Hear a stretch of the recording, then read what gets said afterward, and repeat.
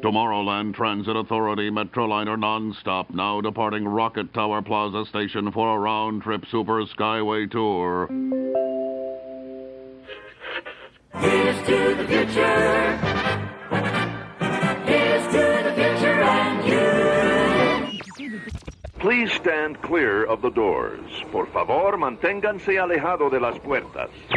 Let's listen to the land we all love. Nature's plan will shine above. Listen to the land, listen to the land. Ole, ole, it's showtime. WDW Radio, your information station. Hello, my friend, and welcome to the WDW Radio Show, your Walt Disney World information station. I am your host, Lou Mangello, and this is show number 718, and together, as we have been since 2005, we're going to celebrate the magic of the Disney parks, movies, Marvel, Star Wars, and more here on the podcast, my weekly live video on Facebook every Wednesday night, events, blog, and more. Please be sure to join the community at wdwradio.com/clubhouse, subscribe to the podcast, and find everything else at wdwradio.com. So this week, I sit down with two Adventures by Disney and NatGeo guides to learn everything you wanted to know about river cruising, including what makes these voyages unique, from the ships to ports, excursions, guides, adventures, and the Adventures by Disney and NatGeo differences. We also look at what makes our upcoming WDW Radio NatGeo Expedition on the Danube to the Christmas markets this December extra special, what to expect, and why you should join us. Then stay tuned for our Disney Trivia Question of the Week and more updates and your voicemails at the end of the show. And if you like what you hear, please share the show and tell a friend. So sit back, relax, and enjoy this week's episode of the WDW Radio Show.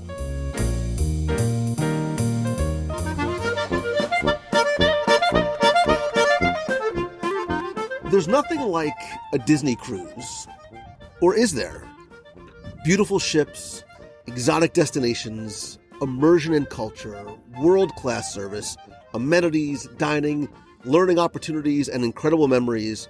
And I'm not just talking about a cruise at sea, but an Adventures by Disney or NatGeo river cruise. For an experience that is a true adventure, you can set sail among Europe's most magnificent rivers, past storybook villages and iconic cities and landscapes, all while exclusively sailing on a luxury river cruise. And if you've never taken or even heard of a river cruise before, you're not alone, because I hadn't either until relatively recently, until I learned about what Adventures by Disney and NatGeo had to offer, and I was instantly hooked.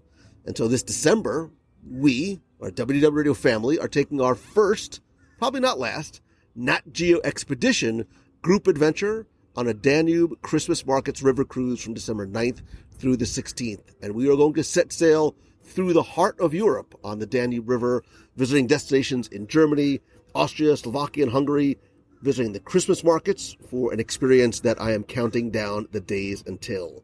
But before going on what I know is going to be an amazing adventure, I wanted to learn more, and I wanted to share what I learned with you.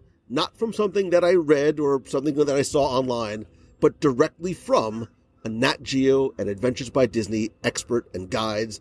So here I am in Germany, the Epcot Center version, as close as I can get for now until December, with Janae Champeau and Hunter Robinson from Adventures by Disney and NatGeo. Good morning. Thank you for being here and welcome. Oh, we're so excited to be here today. Good morning. Thanks for having us. I'm super excited. And as we were getting here, we were chatting a little bit about Germany. You were starting to set the table a little bit of what we are about to see, but I'm getting a little bit ahead of myself because I want to know first a little bit about you. I want to know the sort of the Janae and Hunter origin stories, because your experiences with Disney and Adventures by Disney and NatGeo span a very long amount of time and have great stories as well. So Janae and Hunter, share a little bit about your story first. Sure. Well, I'm a military brat, and so I've literally traveled my entire life. When I was 2 months old, we moved to Japan, and that just started my love of travel almost from the womb, right? Wait, what part? Because I absolutely love Japan.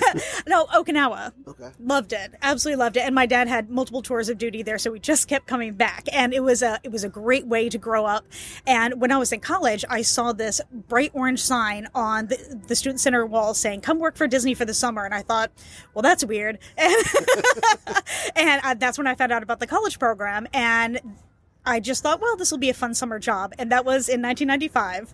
And obviously, it just kept coming back as well. And I absolutely loved it. And then when Adventures by Disney began in 2006 officially, I thought, this is amazing. They've created a section of the company just for me. Oh, I get to travel. I get to stay with the company that I love. This is perfect. And I've been with Adventures by Disney ever since. I've worked in the contact center as a vacationista. I was an adventure guide from 2006 up until very recently, until just after, goodness, what year are we in? Up until 2020. I've been in guide operations. Right now I'm in trip operations as a destination manager. So I get to oversee a lot of these destinations now. So the adventure guides bring the magic to our guests. I get to help bring the magic to our adventure guides. Nice. And I love the fact that your sort of history and journey at Disney, it's sort of it's the storybook thing, right? You start off at great movie ride, right? I did, yes. Right, and then VIP tour guide, and Yes. so did you open Wishes too, right? I did. I was one of the opening managers for the Wishes Fireworks Spectacular. And so Wishes will always have a special place in my heart. Fireworks are always awesome, but for me, Wishes is just like super awesome. We just bonded over Japan and Wishes, Yes. by the way, because those are two of my favorites. And Hunter, what about you? Tough act to follow. Let's see if we can get some bonding. So I too did the college program. So I actually started here at Epcot on the FastPass team when the original FastPass was brand new. So it was kind of a fascinating thing to roll out. And now I've been here for 13 years and see kind of the different iterations. Then I actually moved to New York City and I work for Disney Theatrical Group. So all of our Broadway and touring productions, I was in kind of the marketing and sales side of the house there. Got into a role helping our travel advisor partners learn more about the portfolio, talk to their clients more about the portfolio, and then really, really fell in love with Adventures by Disney as part of that experience. It's how I like to travel. It's a really special part of the travel portfolio here. So moved kind of in-house, so to speak, like Janae, came inside, now marketing and sales for Adventures by Disney, and really exciting, we've added National Geographic Expeditions to the portfolio. So, someone who had those magazines growing up, what a really cool way to extend the really special trips we're able to bring guests out into the world and see, and in a unique and really just a special way as Adventures by Disney. So, You mentioned something that sometimes is hard to articulate to people, is what the Adventures by Disney difference really is until you go and experience it. And we just came back from Italy, and I tried to share as much as I could almost real time on social as it was happening. But there is something special, and you're right, like once you do Adventures by Disney, it's hard to almost not adventure and travel the same way, because there's this wonderful marriage of experiencing the culture and the locations, but you also have that touch of Disney. There is that little bit of sprinkling of pixie dust on top. And especially when I've been to China and I've been to Japan, I just came back from Italy, there is this level of comfort that you're given. And then, of course, the access. Again, Italy, going into the Vatican and the Sistine Chapel by yourselves, like after everyone else has left. The 60,000 people that have sort of made it through the rest of the day. There is really something special. And I hate to sort of call it the product, but about the Adventures by Disney, and now certainly the NatGeo product as well. No, absolutely. That's one of the great things is, Hunter talked about being a part of the FastPass team. That's kind of what we are, right? We're the global FastPass team.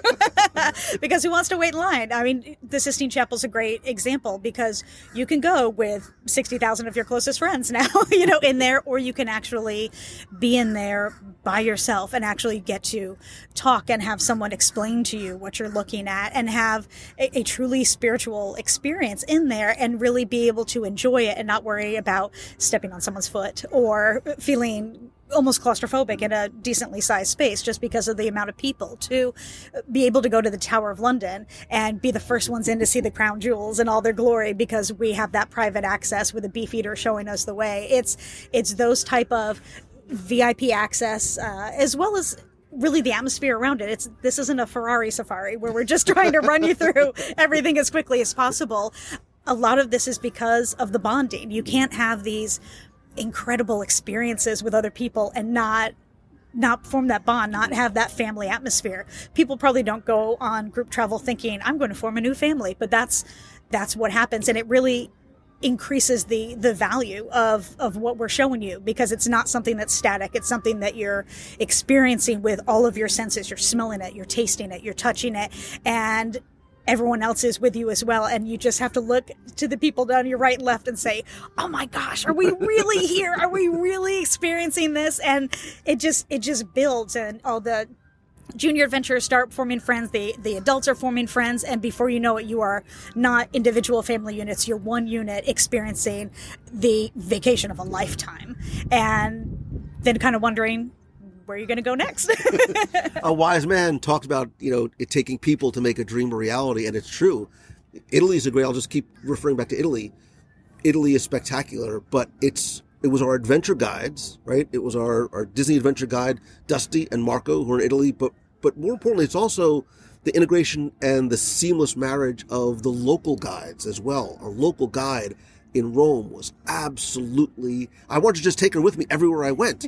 All of the guides were, because they really enhanced the experience with a level of knowledge and real cultural immersion, and to have somebody that you can bounce questions off of and know that you're going to get an answer. And again, it's, she or he is just for you. Well, and I would just add, because you brought up Walt, here we have a deep, deep legacy of storytelling. And when you talk about things like the Sistine Chapel, it's awesome that we get to go there as a small group with a fast pass. That's a huge travel benefit, but it's also part of the story. You're understanding the space you're in and the culture you're experiencing the way it was meant to be shared. And I think the local guides, the adventure guides, our trip development team, our destination managers, there's a through line to these trips that really tells the story of a destination, because that's something that we do, right? We tell stories, whether it's Adventures by Disney or National Geographic Expeditions. These two brands have been telling stories, for generations, right? And so you get to live that out in these places in the real world, kind of take that real world magic out there and kind of live that storytelling journey, the most important story of all, which is your own, right? And every stop along the way was meaningful because of those stories, right? You're not just sort of ticking things off of the list. Although I will say our trip ended in Venice. We stayed an extra day because we were going to go to Disneyland Paris, because it's like right across the street. Why not? And so the last morning we're in Venice, I was with my wife and son. I said, let me just look up and see the things that we're supposed to do. Top 10, top 20. And every single thing on the list we had already done, and already done in a way that was not available if I was just a regular tourist that was going. There was sort of an aha moment there, that not only have we seen the things that quote unquote you were supposed to, but saw them in a way that you just couldn't get there's no other opportunity to do it that way. No, and that's exactly it, because we want to make sure that you are seeing what's important to see wherever you go. If you want to go to China, you got to go on the Great Wall. You want to see the floating torii in Japan. You want to be able to go and see Tower Bridge and the Eiffel Tower and, so many important things. But I think one of the true bits of magic that we create is that we show you the things that you have to see that you had no idea about.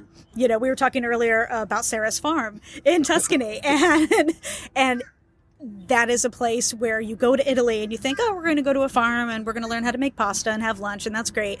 And then you go and you realize that this is a magical place. You become part of their family, and you have this incredible experience on this little family-owned farm in the middle of nowhere, Tuscany. And it is just absolutely incredible. And it's a place that you think back on the trip and you can't imagine not having been there and not having seen that, but you never knew about it before. And I think, especially with places that we go on our river cruises, that's something that is absolutely key. And this is one of the joys and majesty of the river cruises, I think, because we get to go to a lot of little tiny towns. And that's where my heart is. You show me a town with 2 cobblestone streets. Last major update was in the 16th century. I'm in. Yes, that's where I want to be. Who's ever heard of Riekmeer or Rudesheim? Who has even heard of the Wachau Valley, which is a fairly major region in Austria? But to be able to go to these places and have these experiences, and kind of in a way choose your own adventure, which is a cool thing about the river cruising as well, because you can decide what activities you want to do when we're in port, when we're at each place, and that is huge. And you can really just kind of decide, okay, what makes my heart sing about this? What do I most want to see? But it's also kind of why a lot of people come back and do the same river cruise again and again, because there are other things to do.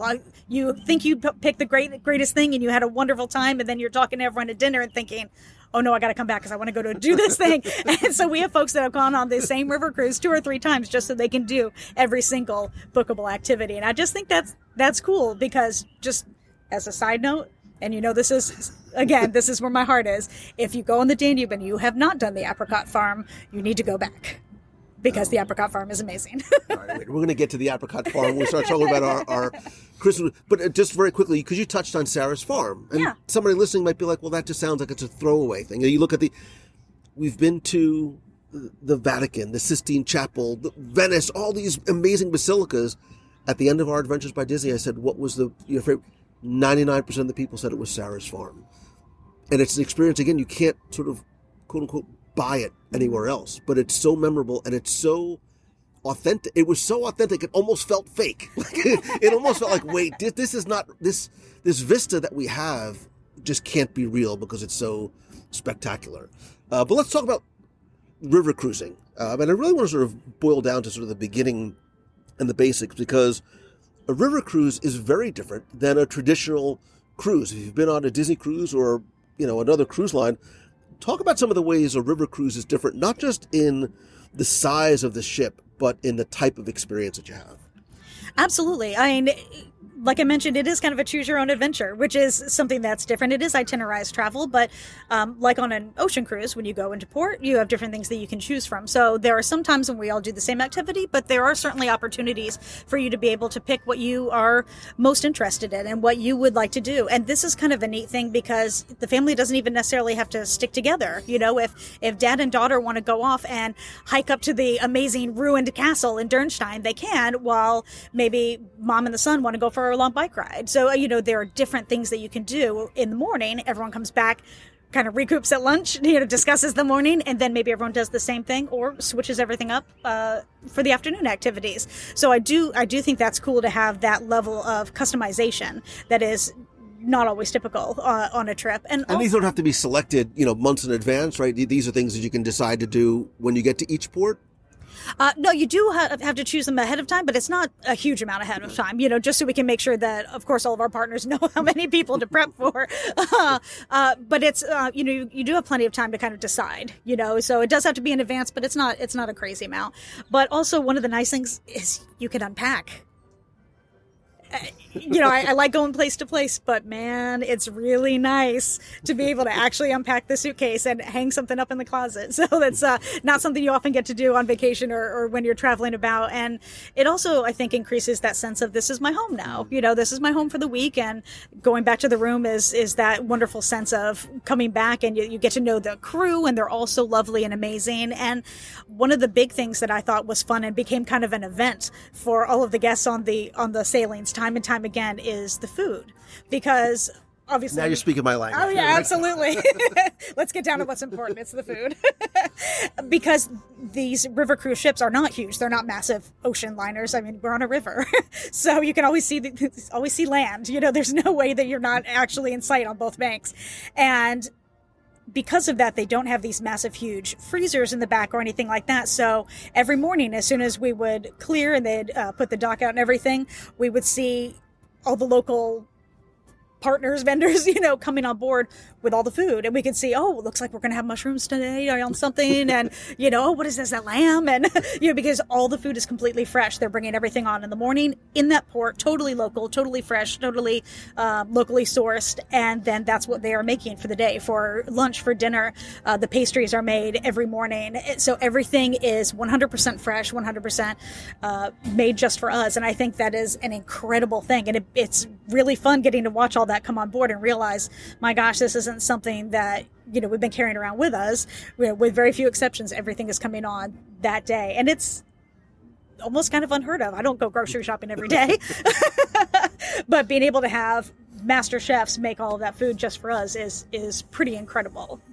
And because there's only around 156 or so passengers versus 4,000 passengers, it's a much more intimate, and I have to imagine a much more personal and personalized experience, because you not only get to know the other people who are adventuring with you, but the crew and the staff as well.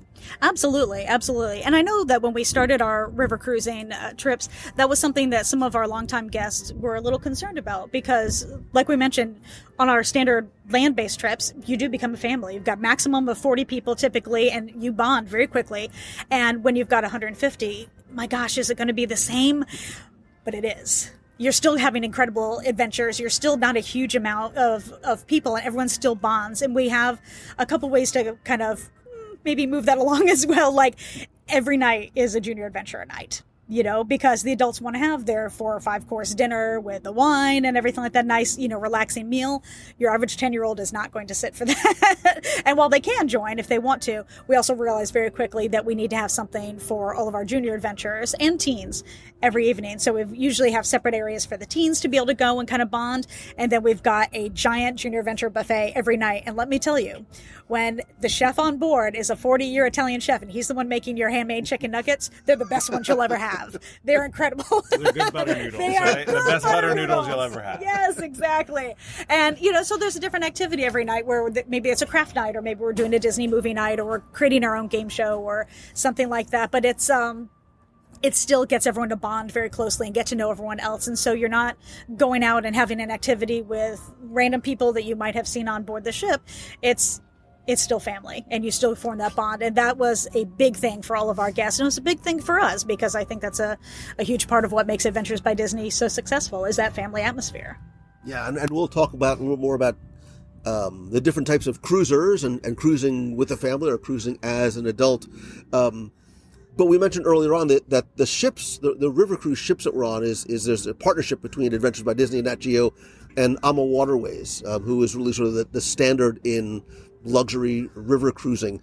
Talk a little bit about the role that NatGeo and ABD play along with AMA Waterways and sort of partnering together for these river cruise adventures. It's a beautiful partnership. So we, as you can imagine, we looked around the industry and kind of really chose what we felt was the best partner for us. Janae's already talked about the food being a wonderful experience. The ships are relatively new. In fact, one of the first things we discovered was we needed maybe some ships with larger rooms or triples. So AMA Waterways, when they were building their new ships, actually incorporated that feedback. So we actually can host triples. Our suites can hold a family of 4. So that was part of that partnership as well. And I think they're very open. Janae has guided on the river cruises before, working with their cruise manager and their crew. When you think about how fun our cruises are, the crews on their ships really get into it, and it is that family atmosphere, which is really fantastic. It is a full charter though, so it is only our Adventures by Disney or National Geographic Expeditions guests, which really again allows us a lot of freedom and flexibility to deliver those kind of unique vacation experiences that we do. So it's not just a pickup of whatever AMA's doing and then we put some guides on there. It's really our own kind of unique flavor of river cruising, whether that's with guides or with NatGeo. You have your experts come on board and really deliver this kind of enriching layer as well. So it's a beautiful partnership. We work very well together, and really just again expanding that river cruise opportunity to families is really, we were kind of really a pioneer in that space, so we're excited. Yeah, I mean, the exciting thing when you hear Adventures by Disney and NatGeo is this idea of layers of education that's on top of not just sort of dropping you off in a port and sending you off on your own, but you sort of bring that education and cultural enrichment aspect to not just adults, but the junior adventurers as well. Yeah, absolutely. And I think in different ways, right? So with National Geographic, it's really that expert piece. So on your river cruises with National Geographic, you'll have 2 National Geographic experts. One will be kind of a subject matter expert. Usually with river cruising, it's an author or historian. You're really going to get a deep dive through lectures. So that's a little different too, right? On National Geographic, we actually have lectures, wonderfully engaging lectures. And then the second expert would be a National Geographic photography expert, which I have to tell you, having experienced twice now, I didn't think I was really like that bad of a travel photographer. And then I went on these and I realized I was, but I got so much better. And we can talk a little more, but just you're getting those 2 experts while still getting all the other great storytelling off the ship as well, and photography walks, history walks. And then on the Adventures by Disney side, it's a little more, the guides are bringing that kind of Disney energy and fun. And when you have families and making sure everybody's engaged, and Janae talks about flexibility of scheduling and everything. And so it's just, they're both wonderfully enriching and educational, just kind of in a slightly different way. Yeah, because I was saying, I have to imagine there's a lot of similarities, but yet some differences that might make one person want to choose, I hate to call it a product, but choose one of the products or one of the adventures over the other. No, absolutely. It's, we are both travel companies, and while we are all linked now as National Geographic Expeditions is under the Disney portfolio with Adventures and Expeditions, an Adventures by Disney trip is still very different from a National Geographic Expeditions, which is one of the great parts about having two very different companies that on the surface seem to offer a surface product, because you can look, you don't have to do too deep a dive to really see which one really appeals more to you and which will work better for your family. And again, it's not to say that you have children, you have to go on Adventures by Disney, or, you're only adults and you have to go on National Geographic Expeditions. They both work. It really is just what works best for you. How do you want a vacation? And what do you want to get out of your vacation? People often think, well, I'm going on vacation, and thinking it's just to rest, but you get so much more out of it when you actually learn, and when whether it's just how to take a better photograph, which it seems surface level, but then you think, my gosh, there's a lot I need to learn here. Or, for instance, on the Danube, one of the experts, I never thought I needed to learn about the ecological challenges facing the Danube. Sure. In a very kind of structured, interesting way.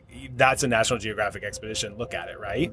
On the Adventures by Disney side, it's learning about how people live and run an apricot farm. It's just this slightly different view of it. And so you can learn a lot on either trip. Absolutely. Just a different style of learning, I would say. Absolutely. Yeah. What do you want to learn about? Yeah, and I think that's fascinating. And again, it's sort of the similarities and differences between taking a Disney cruise, for example. There's not a big theater. There's not shows with Mickey and things like that. It's a similar type of level of service, of expectations being exceeded experience, but without that type of entertainment. But there's activities and things like that on board, whether you do NatGeo or whether you do Adventures by Disney, both for kids and for adults. Absolutely. There's oftentimes pretty much every night, I'm trying to think, very few exceptions to it, when we don't have some kind of local nighttime entertainment coming on, which is great because we come back from our afternoon activities, everyone gets to kind of clean up, have a great dinner, wherever you are on the ship, and then everyone comes together for some amazing local entertainment, whether it's singers or dancers or performers, and then it's time to go to bed because big day tomorrow. Doesn't matter where we are, it's big day tomorrow. I enjoy the trivia. There's usually like trivia, and I would say, obviously, and again, that's where you'll see a difference. Adventures by Disney is going to be a little more Disney focused. The National Geographic Expedition trivia is challenging, so you have to pay attention if you want to win throughout your trip. I mean, it gets serious, but it's still fun, right? It's a really exciting way to kind of check in on what you've experienced while in a really fun way. And you mentioned, and we'll come back to it. You mentioned the photography. There's a couple of people who are coming on our group trip in December who are like, I'm going for the photography. Like, I'm bringing all my gear, and like, I want somebody to show me the way. I want to be my, a Padawan to the expert who's going to show us, because you have this incredible opportunity to visit these destinations and want to make sure you capture it the best way possible. And I think that's one of the things too, for both of these, the NatGeo and Adventures by Disney river cruises.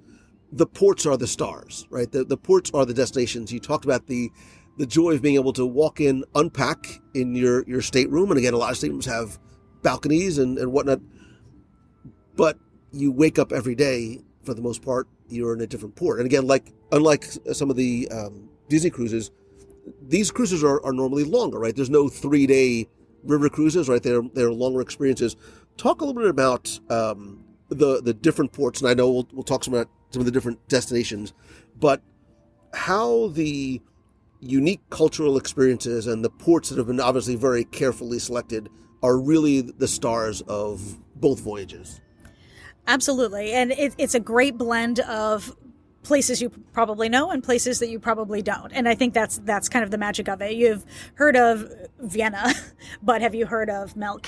You have heard of Budapest, but have you been ever to Reykjavik or Rudesheim? How many people have been in and out of Paris, but maybe not Givenchy, or a place like Normandy, a place that we have heard about so many times, whether it was in school or, family history or anything, and being able to actually go, and I'm getting a little lumpy thinking about it, being able to actually stand on the beach at Normandy and being able to hear our local experts talk about it. And I'll tell you, we have had a lot of veterans that have come and joined us on our Seine River cruise, and it's incredibly emotional because I'm sure we've had some that haven't chosen to say anything, but many have, and it just is an incredible moment to share that this person that you've been having dinner with and going on these activities with is opening up about a part of their history and when they were last on the beach at Normandy. Stop, you're making me cry. I'm trying to hold it together. But it's truly, everyone's just, typically weeping at that point, but it's a wonderful cathartic sharing. And it's such an amazing thing to be able to have that kind of experience and to be able to bring people back in a positive way and to be able to share in a positive way where they are now based on where they were so many years ago. And that's part of their story. And now it's part of everyone's that was with them. Well, it's what I love about this. And when you do the Adventures by Disney, everybody does form a bond, right? Because and then the stories that are being shared are not just the ones from the destinations or the guides, but from each other as well. But let's talk a little bit about the opportunities for excursions. You mentioned earlier before that you really have your choice in terms of, it's like your old, you guys are too young to remember the Create Your Own Adventure books, but it really is sort of making your own adventure and adventuring the way that you and your family want to. Talk about some of the different types of options that are available. Absolutely. There are often some that are a little more high impact. Again, whether it's... It sounds exhausting. Yeah, exhausted, I'm sitting down. So, but whether it's a bike ride or a zip line or a hike or something like that. But if you're like me, exhausted thinking about that when I'm sitting here, then there are certainly other options. So, maybe you do get to go to explore Schönbrunn Palace. Maybe you go to an apricot farm. There are all sorts of different activities that are different levels for everyone. So there really is something for everyone. There's always that path on the Choose Your Own Adventure book that you think, okay, this is what I would do. There's always something that you would do. And honestly, these are great ports. We're typically right there. So even if you're thinking, you know what? I just kind of want to wander. I want to have, truly choose my own adventure and just wander around myself. And then maybe I'll come back for lunch and then join an afternoon activity. You can do that. There's no problem with it. And you can absolutely walk around and explore some of these towns, tiny or large, by yourself, which is just a cool other option that a lot of people do take us up on. So you can be guided or sort of do it on your own. Absolutely. I think that's what's different than ocean cruising as well, right? In a lot of ocean cruises, the ports are kind of these big, intimidating places you're stopping at. Even in a city like Vienna, where we stop, you can easily get a taxi or an Uber or something to take you into the town, or even walk around where you are. And then that's the big cities, and you get to these little charming cities, Les Andelys, all these little stops where you can just hop off the ship and kind of walk around. It's really good for multi-generational families as well, I think, because again, Janae talked about when you have a big family, everybody wants to do something different and nobody has to stress about it, which is really great. And like the Adventures by Disney, I'll call it the land products, there's also sometimes special access, right, to museums and sites and events and obviously the experts who are in the field too. Absolutely. We do try to have private experiences wherever we can, or whether it's an early access or it's just us in a place, things like that. And I think that's important because it's not about just saying, oh, we're here and you're not. It's about being able to have the actual experience there and not feeling like you're being pushed around or having to walk around other people. I mean, sometimes there are places that we go where there's going to be other people there, but it is nice when it's a private activity, when it's a private event to be able to experience on our own, even if it's just having our own private guide so that you feel comfortable asking questions and being able to have a small group with one local expert as opposed to big, giant, massive groups that you see going around where everyone's just kind of being funneled. It really does make a big difference in what you actually take away. We're not taking you there just so you can walk around and say, well, that's the morning. We want you to hear the story. We want you to learn. Like I said, we want all your senses to be engaged. And if you're not, how much are you really taking away? Why are you here if you're not going to remember anything in 2 hours? Yeah, and I think, and then the expert piece for the NatGeo side is really great. That's the access we have to professionals who have lived in these places, who've studied these places, whatever that connection is, and then the photography piece as well. The other, certain things we're able to get access to in Vienna in certain cruises. We actually get into the Vienna Natural History Museum and actually go behind the scenes with someone who was a grantee of the National Geographic Society at some point. And so even Nat Geo gives us that little bit of access behind the scenes throughout Europe. Yeah. And that's the other thing, too. I always try and explain to people, having taken both domestic and international Adventures by Disney's in the past, the guide is not farthest thing from. It's not a babysitter. It's not somebody who is there with you. They are incredibly knowledgeable about the destination. They're incredibly personable, but there's also that element of Disney. There's this element of, when I say safety and security, I don't just mean sort of physical safety, but sort of knowing that if something goes wrong, they're there to take care of it. If you need special help or special access, special assistance, they're there to give you those things. It's almost like having, especially in something where it's a small number of people, like your own almost personal concierge and almost personal guide. And having just come from Italy, again, with Dusty and Marco, they made the trip. I mean, the guides are the things that we sort of continue to walk away from really feeling that they are making the trip. And I think sometimes, too, when people are starting to travel or have never traveled internationally, there is sometimes a little bit of a hesitation or fear factor. I don't know. I'm not going to be comfortable. Do I know the language? Having those guides with you offers a very wonderful, very comforting, like, security blanket around you. And the fact that they're Disney guides, or Adventures by Disney and Nat Geo guides, it enhances that even more.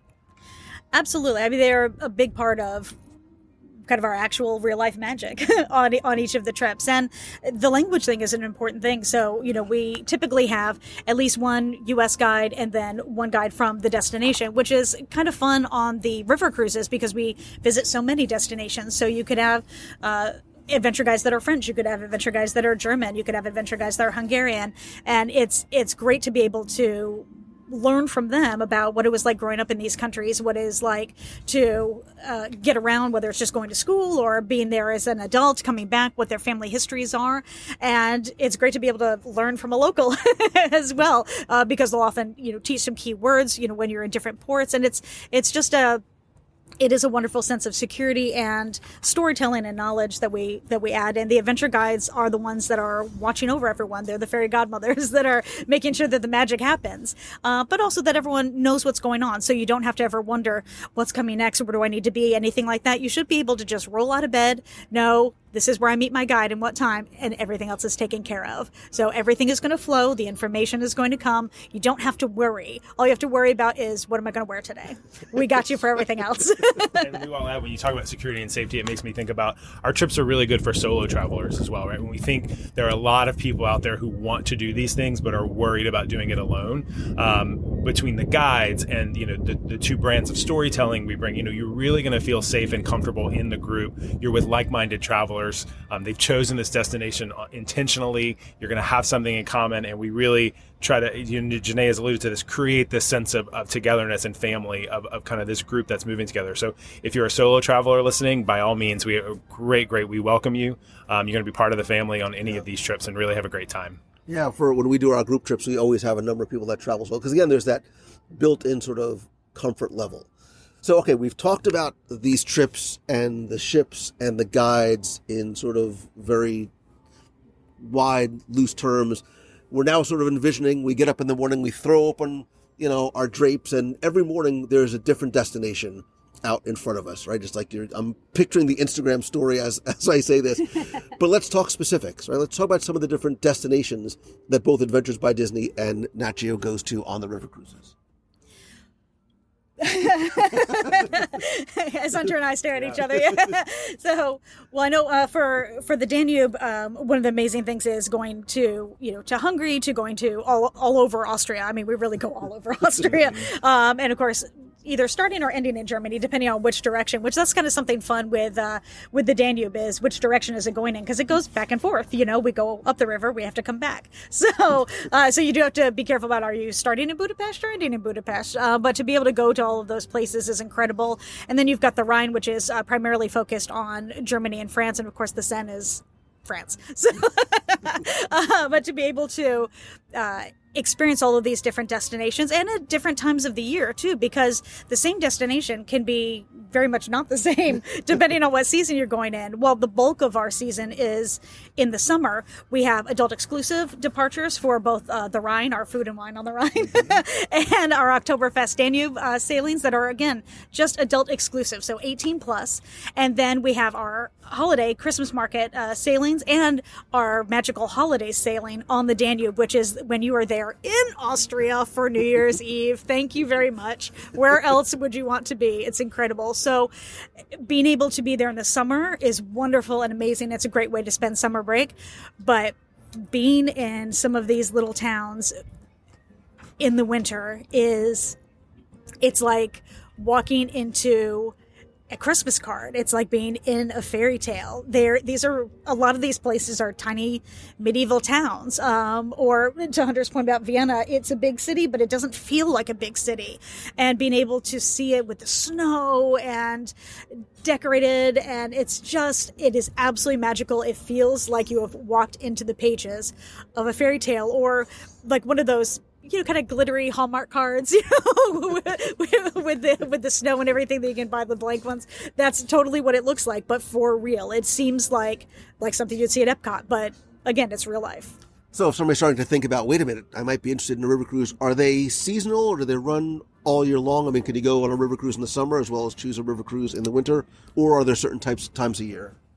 There are definitely certain times of year that we have them, but primarily the summer, kind of May-ish to August-ish, and then September, October, when those adult exclusive ones are going to be happening, and then of course December, and kind of for the magical holidays one, leaking into the beginning of January for the holiday and magical holidays. Janae's absolutely right. I mean, what do you want to experience in the autumn? Some of these, the vineyards in the Wachau Valley in autumn are beautiful. All the leaves are changing color. Christmas, Janae, we could talk about Christmas all day, and hopefully we will. And Vienna especially is beautiful. The Rhine is a really great opportunity. So National Geographic Expeditions is on the Rhine and the Danube. We also have a really cool sailing in the spring in Holland, Belgium. So if you like tulips, that's when you want to be there. So you're sailing through Holland and Belgium. You've got windmills, you've got tulips. You're learning kind of about the agricultural, the floral piece of it, as well as kind of getting that cultural element as well.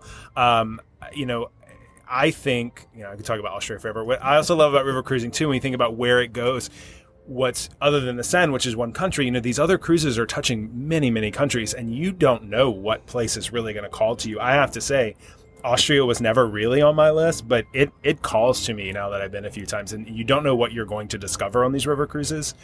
Vienna is a really special city I would have never visited on my own, but it is something spectacular, and I've been there different times of year now, and just that's what's really cool too. The Rhine goes all the way from Germany up to Amsterdam, so you're getting very different cultures and languages and everything as you go. Food, Strasbourg is one of the most beautiful cities as well on the Rhine.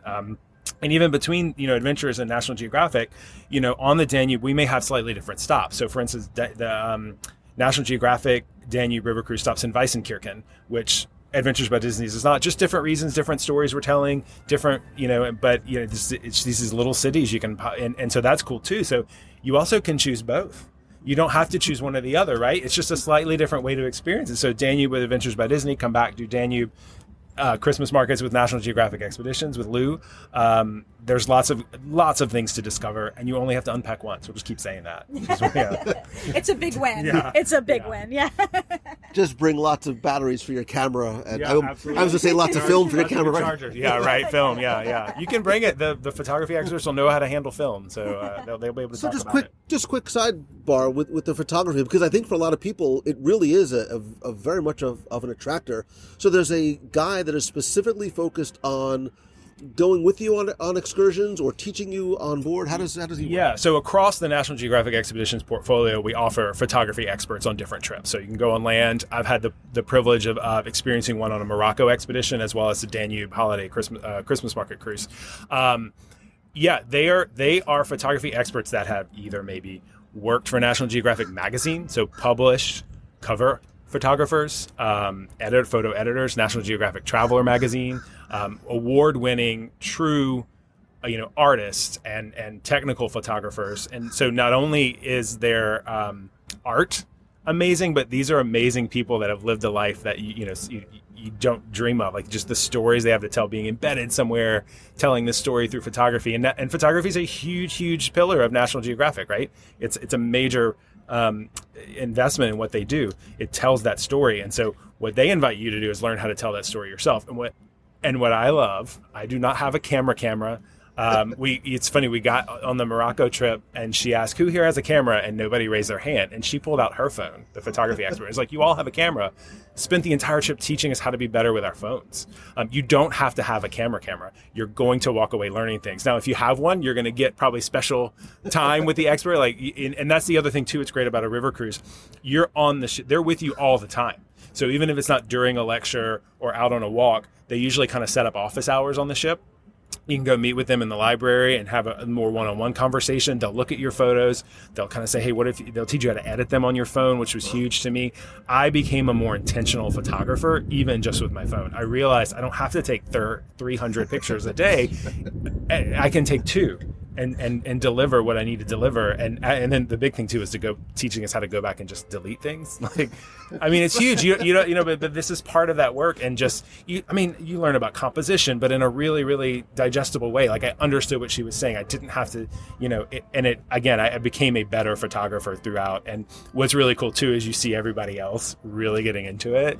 Like, they teach you how to use reflections, and you see people like on the ground using a puddle and against a window. And it's such a fun spirit. But it is just fantastic. And it's fun to come back and show people pictures, and they're like, oh my God, did you take that picture? I'm like, yeah, and this is how. And so it's just a really special, but I want to make sure everybody knows it's attainable for everybody. You don't have to have a big fancy camera. You can use your phone. They love it. They talk about it. They embrace it. So it's really, really something that is, it's personal and attainable. Yeah. I think that's such a big thing too, because people may not think of themselves as photographers, but in the world that we live in today with social media, everyone's a photographer. This is how we share our lives. I mean, almost everyone has some kind of social media, whether it's, Instagram or Twitter or Facebook or, whatever. Everyone is taking photos and sharing them and putting their lives out there. So of course you want to be able to do it well and take those great pictures that everyone says, my gosh, did you take that? All the likes. You're going to get all the likes. Yeah. Yeah. So I think that's a huge thing, just because you don't have to think, well, I don't have the Canon S2 Infinity and all I've got is my iPhone. That's all you need. Or like, I'm not an artistic person or something. Right. There are tricks. I promise. It is, and it's a great value add. I mean, just that alone, I'm getting excited, because of I know I'm going to walk away with some. I want to talk about the Christmas markets specifically, but you mentioned something too that I think is really important, which is these destinations that end up becoming the surprises. Again, I'm referring to Italy, having, still just come off the Italy trip. It was my trip of a lifetime, right? I was called to the Vatican. You see the Vatican and the Sistine Chapel in Rome and Venice. And when I had looked at the itinerary and I saw Orvieto, a town I had never heard of before, it was almost like a throw. I'm like, I'll have to stop along the way. It may have been the place I fell in love with most, that I want to go back to, because one of the things I think that Adventure by Disney and NatGeo does is brings you to these surprise destinations and makes you understand, and all of a sudden, when I say it was an eye-opening experience, like a literal and figurative eye-opening experience. Oh, absolutely. I bet you weren't expecting to see a massive striped church, were you? I had a lot of questions about the striped church. You're like, no, this is the way they used to do it. No, but that's exactly it. And that's truly what I love. Like I said, I love the tiny towns, and I love them partially because I'm a huge history fan, and I want to know all about these little places and why they still are like they are, especially living in the United States, where we don't have places that are 600, 800 years old, that have just still have their cobblestones. So I love kind of deep diving into the history of these little places and learning more about them. But being able to see the guests get to experience these places and watch that light of discovery in their eyes that's my magic. And that's what I absolutely love to see, is people falling in love with places that they had never heard of 2 days before. I talk about the apricot farm, and I'm a huge fan because I know people are like, oh, we'll go on the Danube. It sounds fun. And they're looking at things to do. And, oh, okay, the apricot farm, that sounds like a throwaway. And it is, in my opinion, just the best thing on the whole sailing. I mean, you go, and it's, as so many places we try to go to, it's a small family-owned place. And we are typically greeted with glasses of apricot nectar, which I thought, oh, it's apricot juice. And no, I was corrected. It is apricot nectar. And let me tell you, it tastes like liquid sunshine. I don't know how else to describe it. And it makes you happy drinking it. It tastes like liquid sunshine. I don't know how else to describe it. And it's a great intro. And we end up going out to where all of the apricot trees are. And this is something that a lot of people don't realize. I mean, I think it's an apricot, but there are different types. And the types in the Wachau Valley is trademarked, it's copyrighted, it's only there.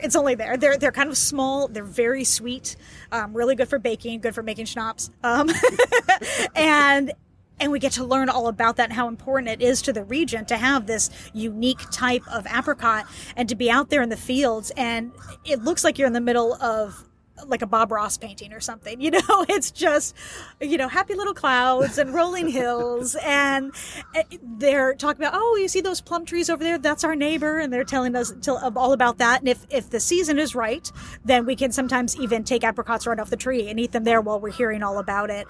And then we go back to their teeny tiny little store, and they've got a little room in the back end. Typically, the adults get to have a wine tasting, and anyone that doesn't want wine or any junior adventurers, of course, get to have juice. But the cool thing is, it's the exact same type of grapes. So just one's fermented, one's not. So everyone's having the, kind of the same taste experience, just, whether it's wine or not. So everyone gets their tasting, and it's great to see the junior adventurers like swirling the juice around, like, seeing if it has legs, and, and having their juice tasting experience. And then, just being able to get to kind of wander around and talk to the family and learn about their operation. And one of the coolest things that I ever saw happen there was, usually it's the one of the daughter-in-laws that's taking us around. She speaks the best English, so she's usually with us. And she got talking to one of our, not quite junior adventurers, she's a tween, who was making comments about how she just wanted to kind of spin around like Maria von Trapp and sing in the fields. And she said, "Oh, do you sing?" And she was like, "Oh, yeah, And she's like, just wait.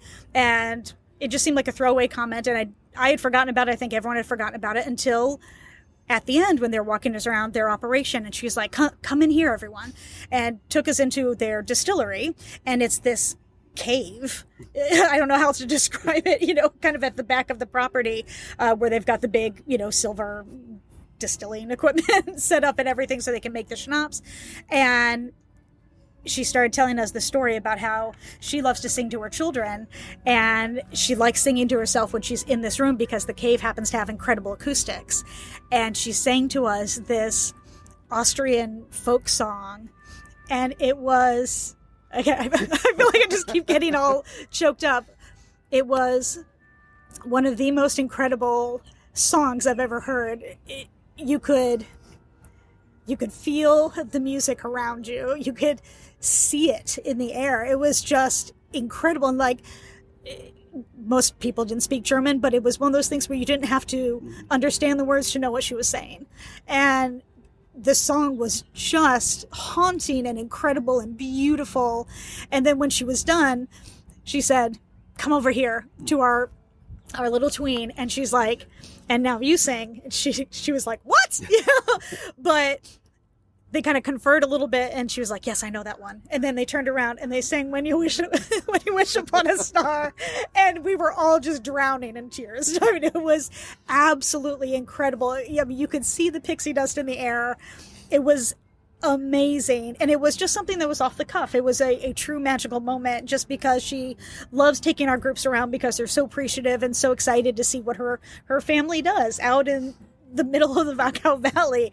And it was all anyone could talk about. It's something that happened in 2016, and I still think of it all the time because it was such a magical, wonderful moment. And I know it's something that everyone probably remembers forever, and I know that girl thinks about it all the time. I know she does, just because it was such an incredible experience to be able to sing in this cave in the middle of an apricot farm in Austria. That's the memory that she and her parents are going to take forever. Absolutely. It's really authentic, right? And I think that's what we strive for. That's why we go to that farm, because this is a family that's living there and working there. We go beyond kind of what the beaten path to bring that authenticity, and just, this is how this woman lives, and she's very real. So all throughout the rivers, we're trying to find those real, authentic stories, whether it's in a big city or a small, to really bring that an immersion too, right? Kind of really learning about how they live. We want you to leave changed. Otherwise, there's not a lot of reason to take you, right? To tick off those boxes. We want you to be transformed and have these really special moments. And authentic was continuing to be the word that I kept. Again, we talk about the farm in Tuscany. It felt so authentic. It almost felt like felt like it was scripted. Like cue the dad. Yeah. It was perfect. But let's talk about the Christmas markets too, because again, I admitted honestly that up until a number of years ago, I hadn't really known what a river cruise was. I kept hearing people start talking about these Christmas markets. You need to go to the Christmas markets. And I'm like, I go to the Christmas markets. Target puts out their Christmas stuff in like August. Like, I know what the Christmas markets look and feel like. And they said, no, it's the same thing. Like, until you've been there, you don't know. And you need to do a Christmas market river cruise. Tell me what makes this different, and more importantly, what makes it so special. The first thing I think of is the history. This isn't something that they just decided to start putting on a few years ago. These are places that have been having Christmas markets for hundreds of years. Just historically, the town square was always where the people would gather for whatever it was. And during the holidays, this was a place when they would set up stalls, when they would sell their goods that they had been working on. And it's something that continues on today. And so there's a lot of handmade goods that you can get all those little cool wooden ornaments in Germany. You can have, whether it's mulled wine or hot chocolate, and there's nothing better than being cold outside and your nose is a little sniffly and it's kind of numb, and then you get a hot drink and the steam, and so being able to walk around with a hot drink, getting yummy food, whether it's strawberries on a stick. God, the food. Yeah. We could talk about the food all day, right? The food at the Christmas markets is amazing. Anyone that's a foodie, I would say, loves street food, right? I mean, who doesn't love street food? And that's what this is. It's all yummy local food. They're making it right there, and you just kind of eat and drink and shop your way through. But it really is like, okay, how do we take a fairy tale village and make it look even more like a fairy tale? And it turns out putting a Christmas market, and it really does the trick.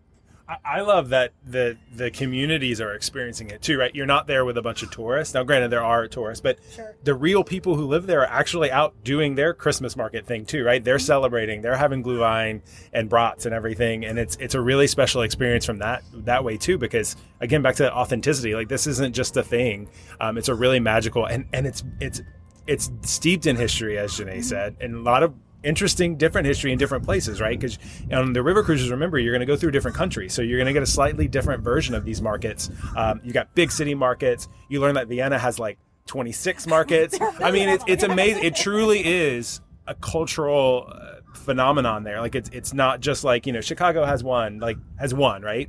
These are like these mega things. And then you have like the Chris Kindle, the Chris Kindle the little yeah. I mean, it's just amazing. And I think whether small or large, Janae mentioned the shopping. You're learning about the prune people they make in Germany out of like dried prunes and dried apricots. Like these little weird things you're gonna find and that are fascinating and magical. And it's that's their Christmas traditions, right? We all have Christmas traditions around the world, and so that was the word that kept sort of. You're learning about what their traditional take on it is, and you really wish, you're like, gosh, I wish my hometown had this. It's really fantastic, and sometimes it'll snow as you're walking through the market. It really is and when you learn about the photography expedition, you learn what time of day the sky is a certain color blue. Wow. To make the Christmas lights the most to pop the most, and it's the blue hour, and it's around like 4:30. Like you learn that's a trick, right? Go take a picture at that time of the Christmas lights or the tree with the blue sky in the background, and you just capture it, and it's amazing. Even just the way different towns decorate, I found was interesting, because that's obviously steeped in their culture as well, and what their holiday traditions are. I remember hearing something about the teddy bears before going to Strasbourg. Was not prepared for giant teddy bears decorating all of the streets for Christmas. So, but it really was just kind of fun, and it was a unique thing to be like, did everyone see the bears? Go look at the teddy bears. Meanwhile, Vienna's got whole avenues with these giant chandeliers hung up down the street, like huge 30-foot chandeliers just strung up down the street. I mean, if you like Christmas at all, you got to go. It's Absolutely. just next level. Yeah, I can't wait. Listen, I could talk to you all day about this because I'm fascinated and intrigued, and I'm literally counting down the days till our Danube Christmas Market River Cruise, December 9th through the 16th. Go to wdwradio.com/NatGeo23 to find out more and get a quote. This has been so helpful and so fascinating to me. Each of you, both of you, what would be the one thing you'd want to say to somebody who is considering a Nat Geo or Adventures by Disney river cruise experience, or what you hope that guests sort of take away from going on one? It's hard to narrow down to one. I'm trying to think what's the one thing. The one thing I would say is do it. I think kind of something that Hunter alluded to a little bit before is that river cruising, for some reason, kind of early on seemed to get a reputation that it was only for maybe seniors, and why? That makes no sense. There's no restriction on going to these cities and seeing all these amazing places. You don't have to be a certain age to want to see something incredible. And it's totally accessible. Everyone can do it. It doesn't matter if you're a solo traveler, if you're multi-generational. I think they're really, really great for multi-generational. Everyone's right there. You know that the rooms are closed. You can all unpack. You can experience different things together, different combinations depending on the day. It's just a wonderful way to travel, and it's a wonderful way to see a lot of different places. And I think the one thing that I hope everyone takes away is something that they didn't know before, whether it's just learning a really cool, fun fact about a place that sparks your imagination, makes you want to learn more about something else. I think that's one of the coolest things is when you come back and you want to learn even more. It wasn't just, I took this nugget of information, that's cool, which is fine. But when it spurs you on to want to learn more about a place or to experience something, whether you just didn't realize you were good at this activity or what have you. And so I hope that everyone takes away something that they never knew about before and is spurring them on to want to do or learn more about it. Wow. I'm ready. No, I was. That was like a really broad one.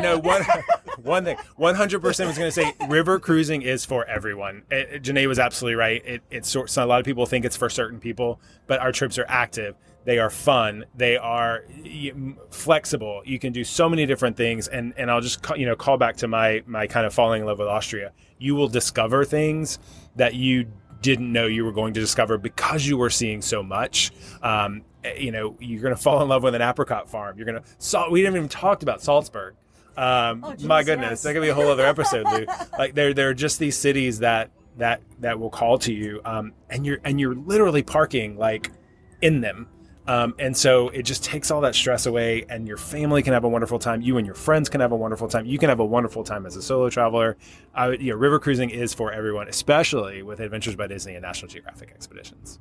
Yeah, it is, having, again, only done the Adventures by Disney so far, it is eye-opening experiences. And I tell people all the time, the best way to learn about the rest of the world is to visit it. It's an educational opportunity. It is a cultural opportunity. It is a culinary opportunity. It is a photographic opportunity. And I look forward to our cruise. And Janae and Hunter, thank you both so very much for your time and your expertise and for sharing so much. I'm going to leave each of you with one quick question.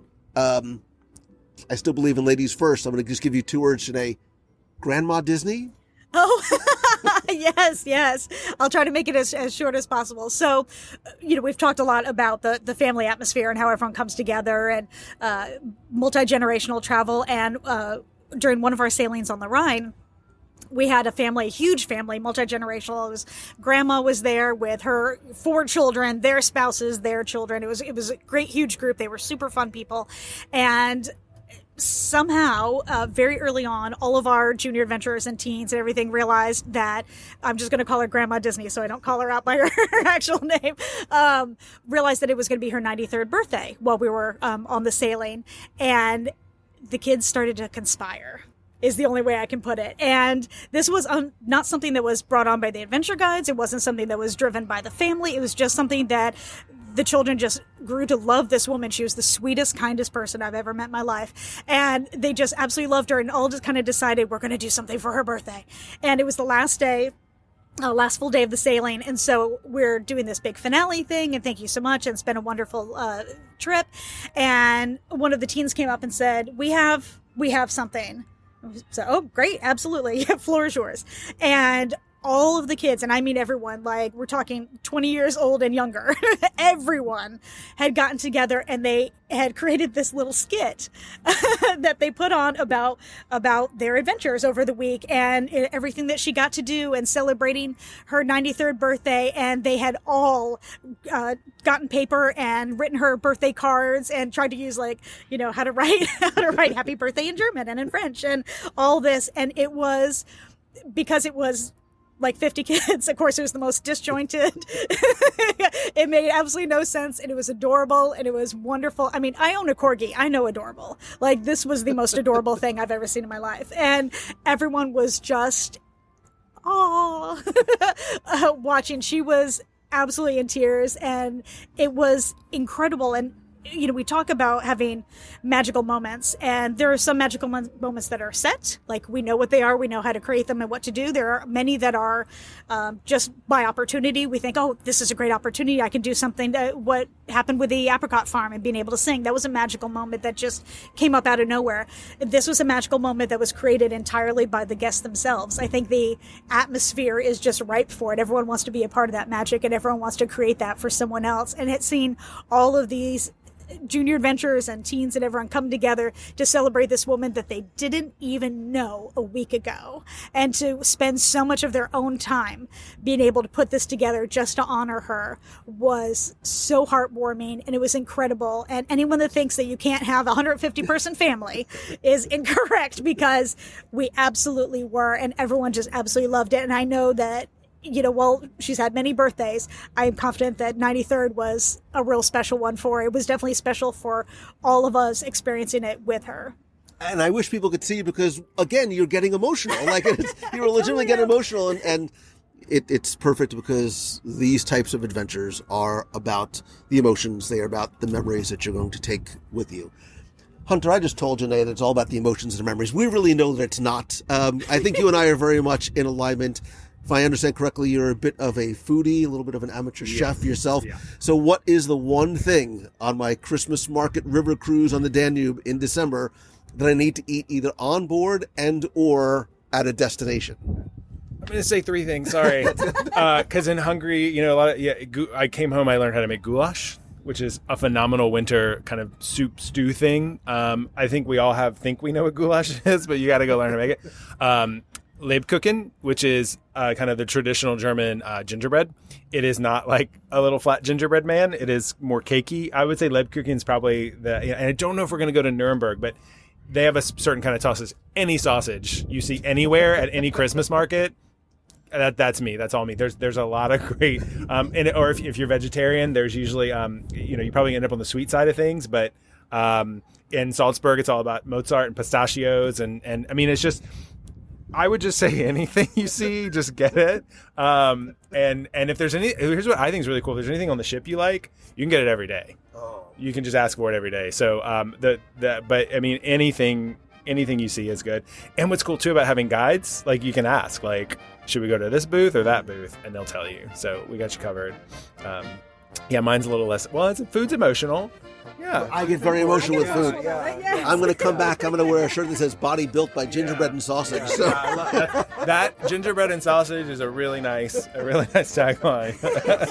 You can't go wrong. It's beautiful. You can't go wrong. Just so good. I'm going to have to integrate that into the description on the website somewhere. We want t-shirts made. Yeah. Don't forget the mustard. Oh, Mustard's yes. amazing. Mustard is key. Yes. Well, thank you both so much. This has been wonderful and fun and fascinating, and now, of course, that I'm hungry and looking forward again to our cruise in December. So thank you both so very much. Have fun and safe travels. Thank you so much. I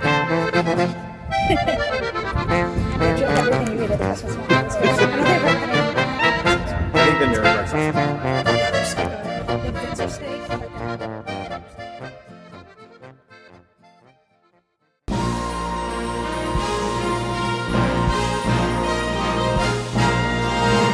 It's time for our Walt Disney World Trivia Question of the Week, where I invite you to test your knowledge of Walt Disney World's history, or see how well you pay attention to the details in what you see, hear, taste, or remember. If you think you know the answer, you can enter for a chance to win a Disney prize package. And this week's trivia contest is once again brought to you by you. And what I mean is that being part of the WDW Radio Nation, you literally help bring every episode of the show to life, every live broadcast, the contests and giveaways. They're all thanks to, by, for, with, and about you. And you can find out how you can help the show for as little as $1 per month and get exclusive rewards every month like scavenger hunts and trivia quests, our group video calls every month, access to our private Facebook group, shirts, stickers, monthly care packages, early access and discounts to special events, and much more. I am sincerely grateful to and for you and for the love and support and friendship and help you give me and the show. And I love being able to give back and thank you each and every month.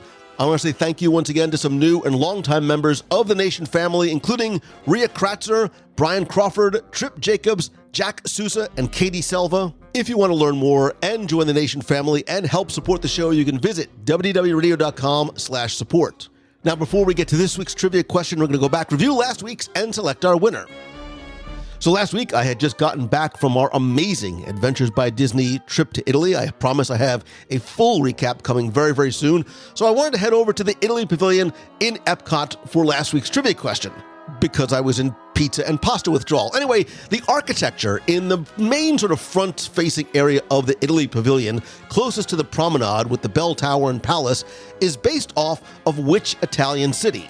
And thanks to so many of you who entered, got this one correct, and some of you who shared some of your personal memories of visiting the city of Venice. And as many of you demonstrated, you know, the city of Venice is represented with replicas, much smaller by the way, of the Doge's Palace and the St. Mark's Campanile.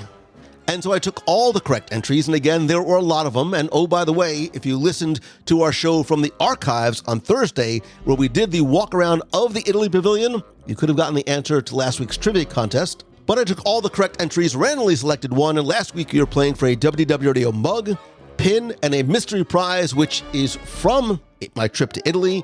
And last week's winner, randomly selected, is Mandy Zimmerman. So Mandy, congratulations. I will get your prize package out to you right away. If you played last week and didn't win, that's okay, because here's your next chance to enter in this week's Walt Disney World Trivia Challenge. So, did you know that there are secret menu items at many locations throughout Walt Disney World? That's not the trivia question, it's more of just a rhetorical question, but did you know that there are a lot of secret menus that you can access in counter service, table service restaurants throughout the parks and resorts, but one may or may have been the most fun? Because what special device must you use in order to access the secret menu at Disney's All-Star Movies Resort? There's a secret menu in the food court there, but you have to use a special device in order to access it. What special, fun, retro, nostalgic device must you use to access the secret menu at Disney's All-Star Movies Resort? You have until Sunday, April 9th at 11:59 p.m. Eastern to go to WDWRadio.com, click on this week's podcast, use the form there. And again, this week you're going to play for a WDW Radio mug, pin, and why not, one more mystery prize. So good luck and have fun.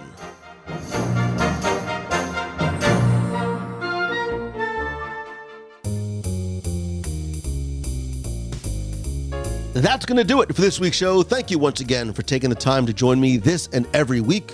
Thanks again to our friends from Adventures by Disney and National Geographic for joining me in Epcot Center in Germany early morning this past week to talk about river cruising. I'd love to know from you, have you ever been on a river cruise, and what was your experience like? I'll post this question over in the clubhouse at wdwradio.com/clubhouse, where you can come and be part of the community and conversation.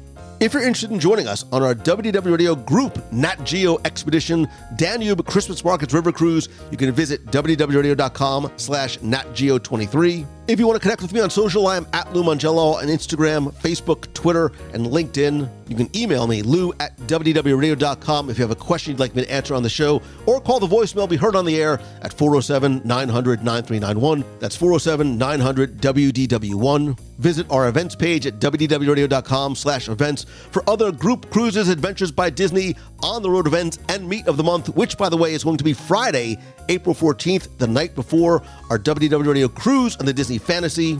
I'll post details on the WDW Radio page on Facebook, as well as in the WDW Radio Clubhouse on Facebook.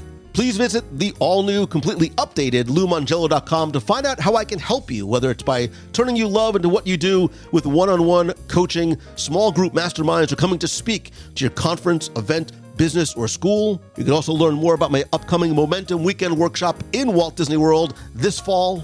Again, that's by visiting LouMongello.com. Thanks as always to Mouse Fan Travel, my official and recommended travel provider. It's who I love, it's who I recommend, it's who I use because it's who I trust, not just for our WDW Radio group events, but I trust recommending them to you for not just the best possible prices and all available discounts, but it really is about the incredible level of personal attention and service that every one of the Mouse Fan Travel advisors gives to their clients, because they don't just treat them like friends, they treat them like family, and their services come all at no cost to you. You can find out more and get a free no obligation quote by visiting mousefantravel.com. Also, very quick thanks to everybody who came out to MegaCon in Orlando this past weekend and sat in on the panel that I hosted about living your Star Wars story and the history, current state of, and the future of Star Wars in the Disney parks. Thanks also to Ryan Donahoe from the Forcecast, Jeremiah Good from Laughing Place, and my son Nicholas from my house for joining me on the panel. I sincerely appreciate everybody who came out. We had a great turnout, super interactive, lots of great questions and feedback, so thank you very much to everybody who came. I posted a quick recap video on my Instagram and my Facebook. And finally, if you like the show, and I hope that you do, all I ask is that you please share the show and tell a friend, share a link to this or your favorite episode on social. If you're listening on your mobile device, take a screenshot of your podcast player, share it on social, tag me at Lou Mongello, I'll reshare it and follow you back. And if you can, take just a couple of seconds to rate and review the show over in Spotify or Apple Podcasts. It's very helpful, very much appreciated. I want to thank some recent reviewers like Route 66 Bus, who says, it's my go-to Disney podcast. I'm normally a Disney history buff and listen to those podcasts primarily, but when I need my current Disney fix, I turn to Lou and the WDW Radio Nation. Not only does Lou share what's going on today, he blends the history of the company superbly with the latest and greatest. It's such a joy to listen to each and every week. Positive, uplifting, and hilarious, a bright spot I look forward to every week. Thank you, Route 66 Bus, and thank you, my friend, for spending and sharing your time, which I know is so incredibly valuable with me, for your friendship, for being part of the community. If there's ever anything I can do for you, please reach out to me and let me know. But in the meantime, always remember to choose the good, to find the good in everything and everyone that you encounter. Be kind, patient, polite, and courteous. I promise it has this incredibly positive ripple effect on other people. I look forward to seeing you this Wednesday night at 7:30 on the WDW Radio live show from Walt Disney World, and back here on the show again next week. So until next time, I love you. I appreciate you. See ya. Hi, Lou. This is Tom Free in Manhattan.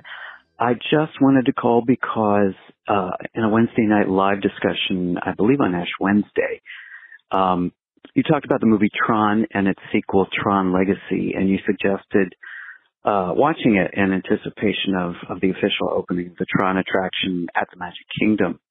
And I'd never seen either movie, though I'd always been curious about the original Tron. But for whatever reason, in all these years, I could just never get myself motivated to sit down and watch it. But I trust your opinions. And so I finally watched both of those movies this weekend on Disney Plus. And I wanted to acknowledge you and thank you for that spark, because it was significant. First, I was just astounded at what the original Tron accomplished visually, back when computers were really creaky in 1982. And I still can't believe they achieved that in 1982. What the movie may lack in storytelling is really pretty secondary to that.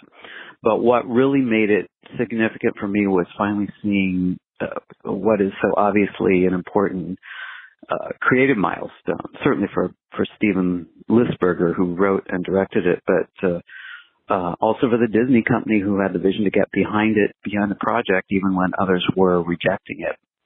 I was also struck by something Mr. Lisberger said in the extra segment on Disney Plus when he was looking through old production photos at the Disney archives with his son, and he said when they were making Tron, the original Tron, some of the old-timers, as he called them, around the studio were saying the project was making them feel the way they felt when Walt was around the studio, because it was very much new territory and experimental filmmaking.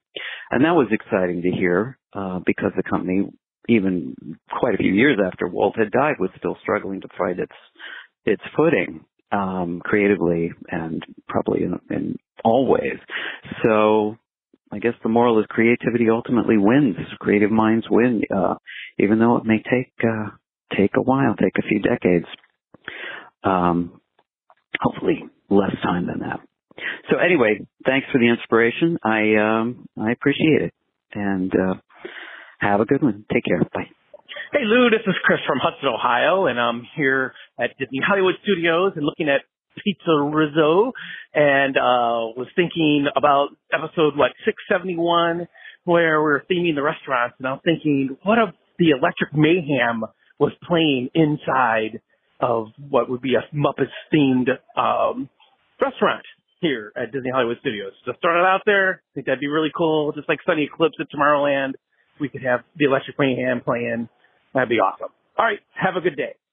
Hello, I'm just listening to your podcast on the expansion or the past, present, and future on the Frontierland. And then one of the ideas that I thought you guys would be interested in and talking about was kind of spinning off of Kendall's idea on just totally doing the re-theme towards the move to the south.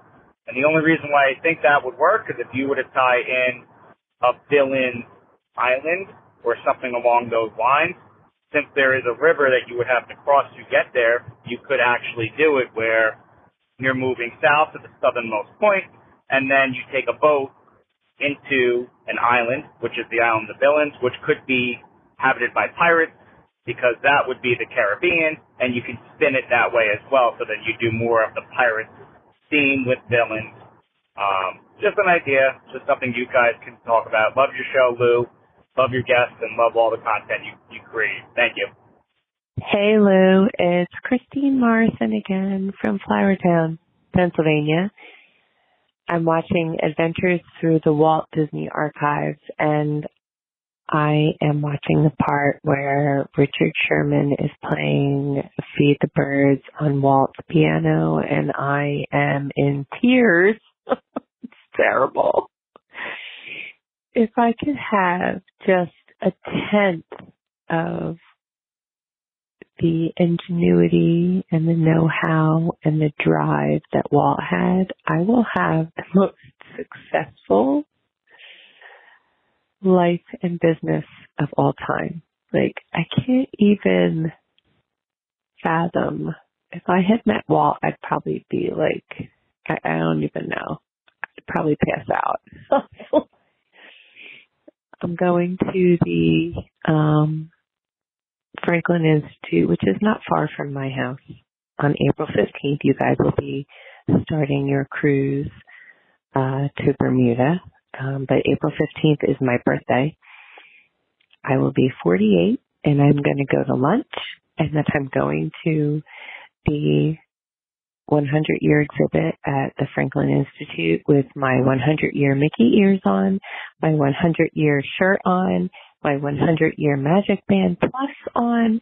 People are going to think I'm nuts, but I'm going to be in my glory, and I already told my kids that you will probably see your mother cry on that day. It's almost like going to Disneyland for me, as close as I can get to Disneyland without actually being there. I'm so excited, but I just had to call and tell you guys, like, it's really, this documentary is insane. You've got to watch it. Like, it gets me so excited. And if you're a solopreneur, entrepreneur, it really just, like, Walt is my idol. Like, I'm trying to base my entire existence around Walt, which is a really tall order and something he probably never would have wanted. He did not think of himself as this way, but he has inspired so many people, all of us, and it's amazing. Anyway, it is, again, Friday night, and I just called, so I'm calling again. So everybody make someone smile and have a wonderful weekend. Take care.